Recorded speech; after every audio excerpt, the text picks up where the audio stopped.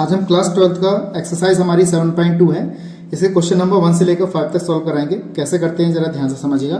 इससे पहले जो मैंने वीडियो बनाई थी वो 7.1 कराई थी, उसमें मैं सारी एक्सरसाइज के सारे सवाल कराए थे, उसमें अच्छा रिस्पॉन्स मिला है।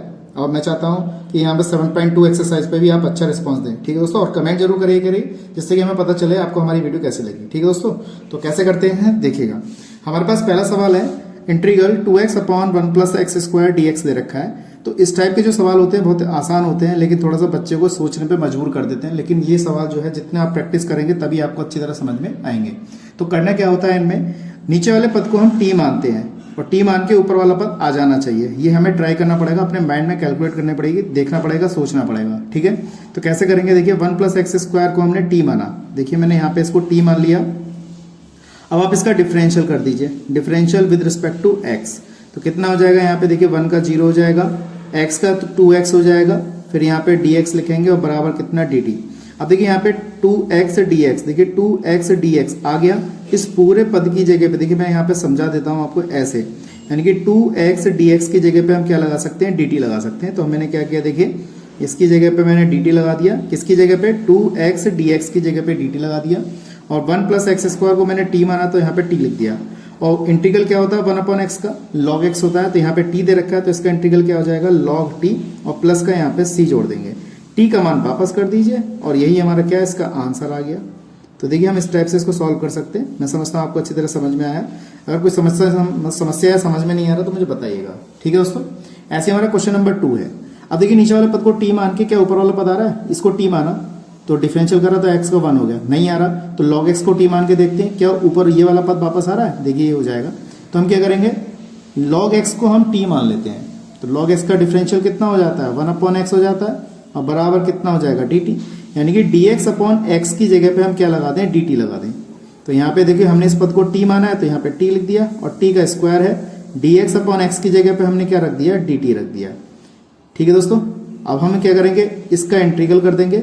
इसका इंटीग्रल आप जानते हैं, अगर ऐसे हमारे पास x की घात n वाला इंटीग्रल होता है तो x की घात n+1 अपॉन में n+1 और प्लस का c इंटीग्रल हो जाता है। तो यहाँ पे हो जाएगा t की घात 2+1 अपॉन में 2+1 और प्लस का कितना आ जाएगा c। t का डिफरेंशियल यहाँ पे डिफरेंशियल होता है बटे में, तो वो कितना हो जाएगा 1। तो इसका इंटीग्रल हो गया t की घात 3 अपॉन में 3 और प्लस का c। इसका मान वापस कर दीजिए, t का मान कितना हो जाएगा यहाँ पे log x की घात कितना 3 अपॉन में 3 प्लस का c। तो देखिए ये हमारा क्या है, इसका आंसर। मैं समझता हूँ सवाल आपको अच्छी तरह समझ में आ रहे होंगे। अगला प्रश्न हमारा है क्वेश्चन नंबर यहाँ पे 3 कितना है, देखिए बहुत अच्छा सवाल है और वेरी इंपॉर्टेंट क्वेश्चन है ये। इसको कर सकते हैं, बच्चा सोचने पे मजबूर हो जाएगा।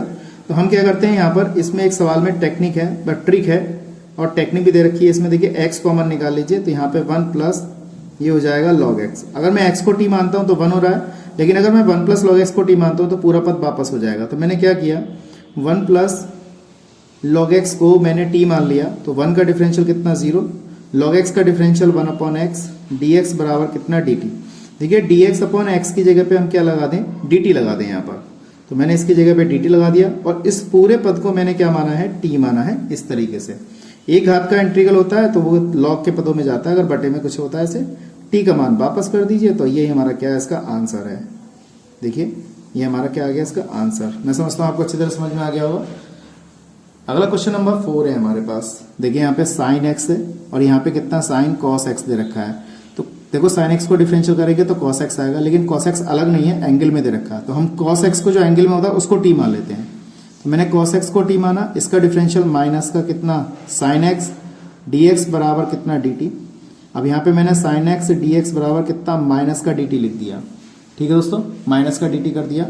अब देखिए यहाँ पर ये sin x और ये dx, देखिए यार ध्यान से, sin x और ये dx, इसकी जगह पे क्या लगा दिया, माइनस का dt लगा दिया। तो मैं यहाँ पे लिख देता हूँ, देखो माइनस का और ये dt। देखिए मैंने इस पद को t माना था तो ये हो जाएगा मेरा sin t हो जाएगा। और sin t का इंटीग्रल कितना हो जाएगा, देखिए ये हमारा डिफरेंशियल था, cos का डिफरेंशियल माइनस का साइन होता है, लेकिन यहाँ पे इंटीग्रल में ये वाला माइनस का होगा। तो ये वाला कितना हो जाएगा हमारा, प्लस का cos t और प्लस का कितना हो गया c।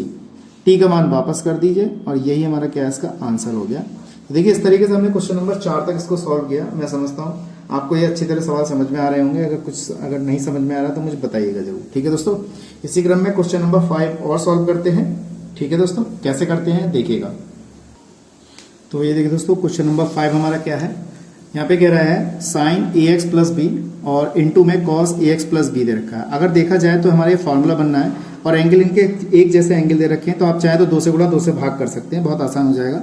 तो अब दूसरे तरीके से भी हम कर सकते हैं। यहाँ पर कैसे करेंगे देखिएगा, अगर हम किसी एक पद को टी मान लेते हैं यहाँ पर इस टाइप को, जैसे इस पूरे पद को मैं क्या मान लूँ टी, तो कॉस का साइन हो जाएगा। इसको टी मान लूँ तो साइन का कॉस हो जाएगा। आप किसी भी पद को टी मान सकते हैं। तो मैंने क्या किया, चलो साइन ए एक्स प्लस बी को मैंने यहाँ पर टी मान लिया। इसका डिफरेंशियल, साइन एक्स का डिफरेंशियल होता है कॉस, एंगल हमारा यही रहेगा। फिर इसका दोबारा करेंगे तो एक्स का 1 हो जाएगा, बी का 0 हो जाएगा, तो हमारे पास ए बचेगा। डी एक्स बराबर कितना, डी टी। तो हमारे पास cos A X plus B D X बराबर डी टी अपॉन ए। अब देखिए इस पद की जगह पे, यानी इस पूरे पद की जगह पे मैं क्या लगा दूं, डी टी अपॉन ए लगा दूं। तो मैंने यहाँ पे क्या किया, इस पूरे पद की जगह पे मैंने डी टी अपॉन ए लगा देता हूँ यहाँ पर। इसको तो मैंने देखिए टी मान लिया, तो यहाँ पे टी आ गया, और इस पूरे पद की जगह पे मैंने क्या लगा दिया, डी टी अपॉन में ए बाहर आ गया मेरा 1 अपॉन ए। एक घात है तो इसका इंटीग्रल कितना होगा, यहाँ पे जैसे n+1 होता है तो यहाँ पे 1 घात दे रखी है, तो 1+1 अपॉन में 1+1 प्लस का c। तो 1 अपॉन ए, यहाँ पे घात कितनी होगी, टी अपॉन 2 और प्लस का कितना सी। टी का मान वापस कर दीजिए, टी का मान कितना हो जाएगा, ये वाला 2 मैंने बाहर निकाल लिया। टी का मान कितना हो जाएगा, ये रहा। तो ये हो जाएगा साइन ए एक्स प्लस बी की घात कितनी हो जाएगी, 2 हो जाएगी। तो इसको मैंने सही से लिख दिया, और ये हो जाएगा हमारे पास 2a, और ये हो जाएगा साइन स्क्वायर ए एक्स प्लस बी और प्लस का कितना आ जाएगा सी। ये हमारा क्या है, इसका आंसर है। तो मैं समझता हूँ आपको अच्छी तरह समझ में आ गया होगा। इसी प्रकार से क्वेश्चन नंबर 6 देखिए, 6 भी अच्छा है, मैं 6 भी करा देता हूँ। छोटा सा सवाल है हमारे पास। तो कैसे करेंगे, हमने क्या किया, इसको ए एक्स प्लस बी को हमने टी मान लेंगे, या फिर इसको डायरेक्ट भी कर सकते हैं। तो डायरेक्ट करके भी वही आंसर आएगा और टी मान के भी वही आंसर आएगा। तो हमने क्या किया, ए एक्स प्लस बी को अगर हम टी मानते हैं, ए एक्स प्लस बी को अगर हम टी मानते हैं, तो ए का एक्स का डिफरेंशियल कितना हो जाएगा 1 और बी का कितना हो जाएगा 0। तो हमारे पास इतना आ जाएगा।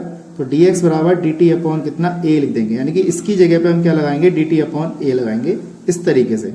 और ये मैंने क्या किया, इसको मैंने टी मान लिया, ये आ गया, और यहाँ पे क्या आ गया, डी टी। तो 1 अपॉन ए, एक घात के लिए होता है तो इसको हम ऐसे चेंज कर लेते हैं घात के रूप में। अब हम इसका क्या कर सकते हैं, इंटीग्रल कर सकते हैं 1 अपॉन ए।